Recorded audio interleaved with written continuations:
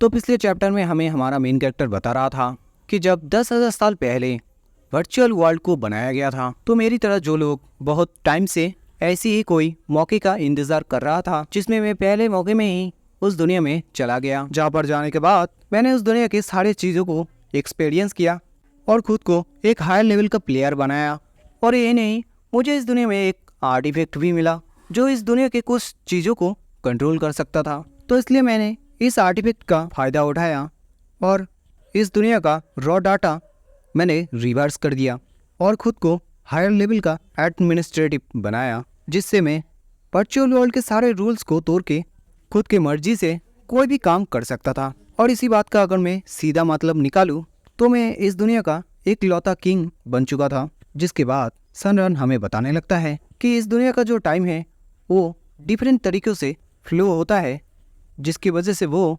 10 साल का एक्सपीरियंस से उसने हजार सालों का एक्सपीरियंस गेन किया था। मगर डजन ऑफ सेंचुरीज के बाद भी किसी ने भी मेरी तरह डिस्कवर नहीं किया जो मैंने 10 सालों में किया था। फिर सनरन बताने लगता है कि मैंने कभी भी नहीं सोचा था कि जब मैं वापस इस दुनिया में आऊँगा तो मैं इस तरीके से एक्सपोज हो जाऊँगा और सबको ऐसे पता चलेगा कि मैं एक हैकर हूँ, जिसकी वजह से सभी लोग मेरी बॉडी पार्ट्स को फ्लैशिंग एंड स्ट्रीकिंग की तरह देखेंगे। मगर मैं एक्सपोज हुआ कैसे? अरे हाँ, मुझे एक बात याद आ रहा है कि जब मेरी शादी की उस रात को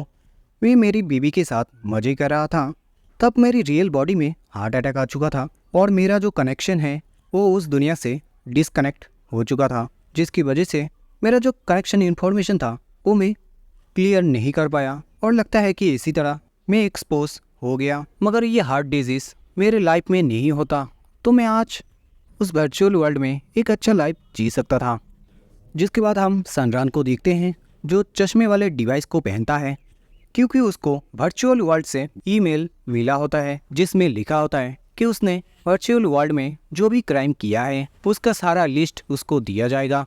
एंड उसके साथ उसको उसका सज़ा भी बताया जाएगा। जो देख के सनरन बताने लगता है आखिर ये सब क्या है। जो बोलते ही वापस उसको एक ईमेल मिलता है जिसमें उसके सारे क्राइम के बारे में बताया गया था, जिसमें उसके पहले नाम और पता बताया गया था जो आप लोगों को मैंने पहले वीडियो में बताया था। जिसके बाद हम देखते हैं उसका पहला क्राइम कि उसने गेमिंग वर्चुअल वर्ल्ड में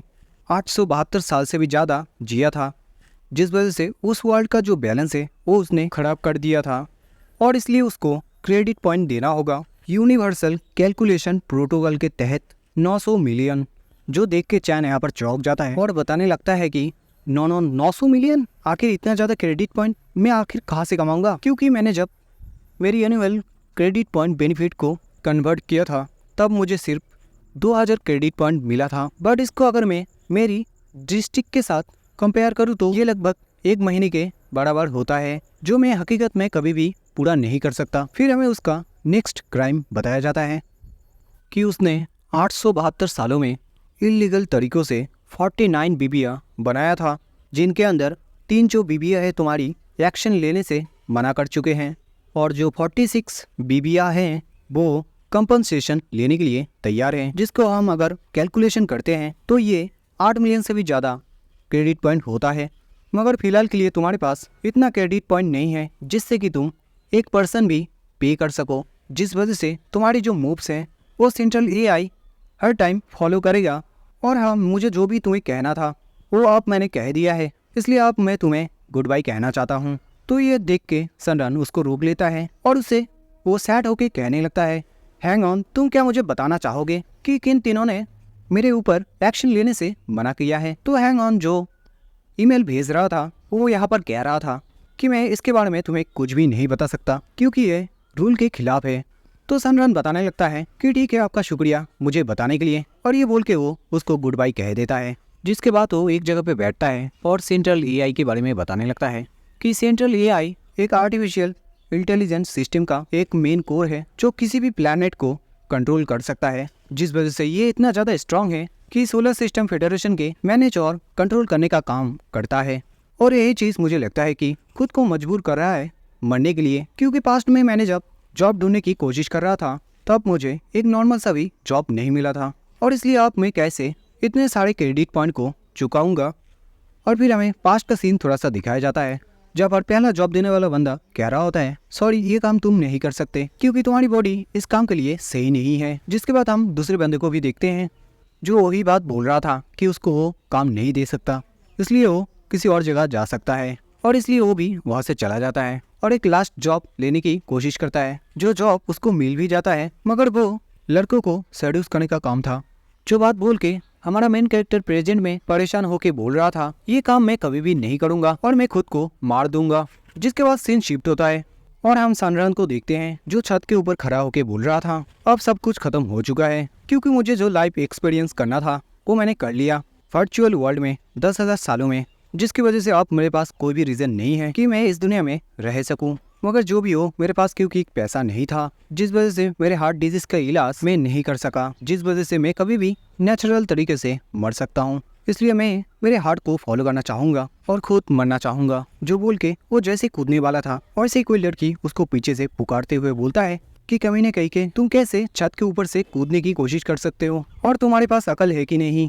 जो सुन के वो उसकी तरफ घूमता है और फिर हम उस लड़की को देखते हैं जो बताने लगता है कि तुम एक हार्टलेस बंदे हो क्योंकि तुमने मुझे वादा किया था कि तुम पूरी लाइफ मेरे साथ रहोगे मगर अब देखो तुम सुसाइड करके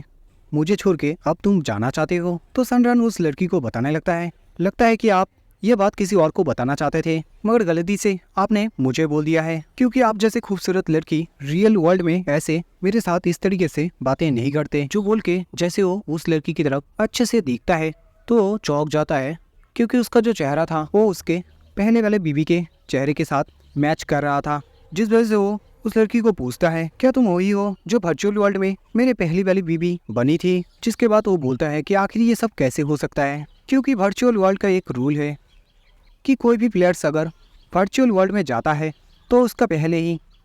माइंड सील कर दिया जाता है जिससे उनको एक न्यू लाइफ का एक्सपीरियंस मिलता है और इससे उन लोगों को वो लाइफ एक रियल लाइफ की तरह एहसास होता है। फिर वो मनीमैन बताने लगता है उसकी तरफ देखते हुए लगता है कि ये मेरी बातों को सीरियसली ले चुका है जो मैंने उसको वर्चुअल वर्ल्ड में बोला था। और फिलहाल के लिए इतना ही, मैं मिलता हूँ आप लोगों को इसके नेक्स्ट चैप्टर में।